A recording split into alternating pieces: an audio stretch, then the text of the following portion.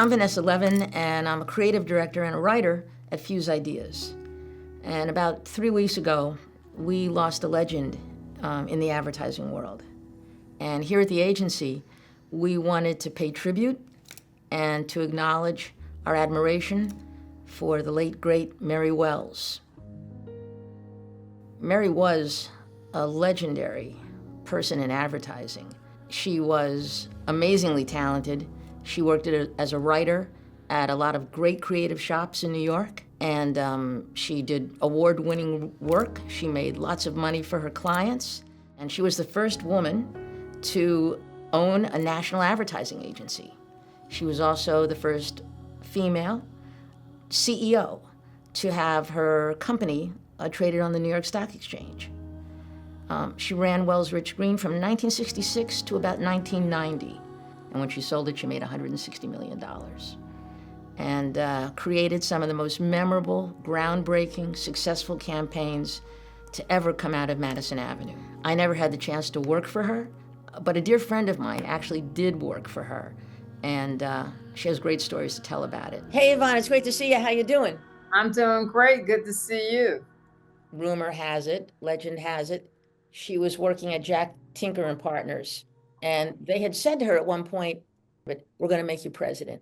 And when it came time, and this is after she won awards and the clients were making tons of money at Tinker and Partners, and they said to her finally, you know what? Nobody's going to accept you as president because you're a woman. The next day, she walked out. And Yeah. she started Wells Rich Green. Let me just say this. There were three agencies I would dream of working in. Della Femina, Yeah. Doyle Dane, Yeah. Wells Rich Green. I got this call. Yvonne, they want you for $40,000.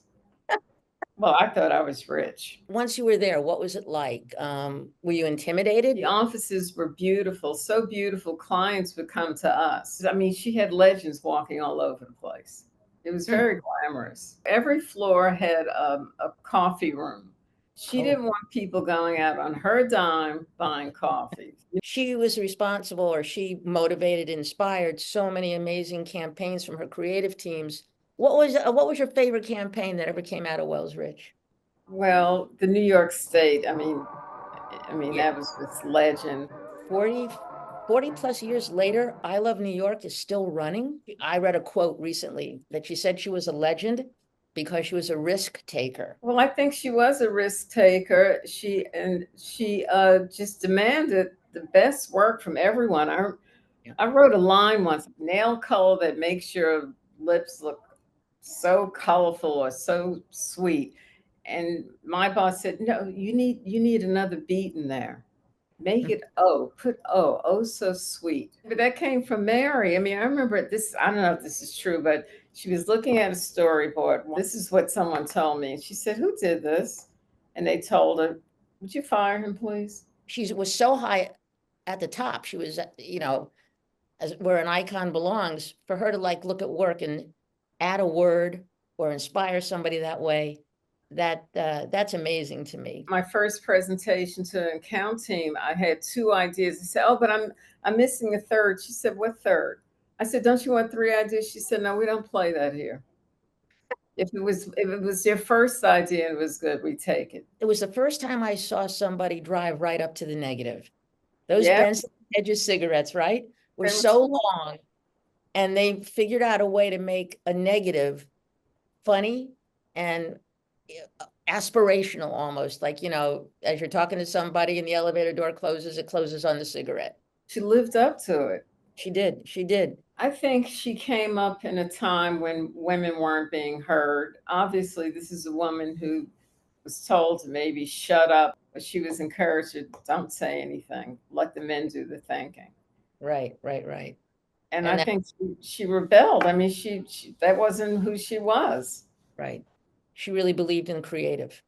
She did. She really did. It was a pleasure. And so she attracted the clients that would let her do the work she wanted to do.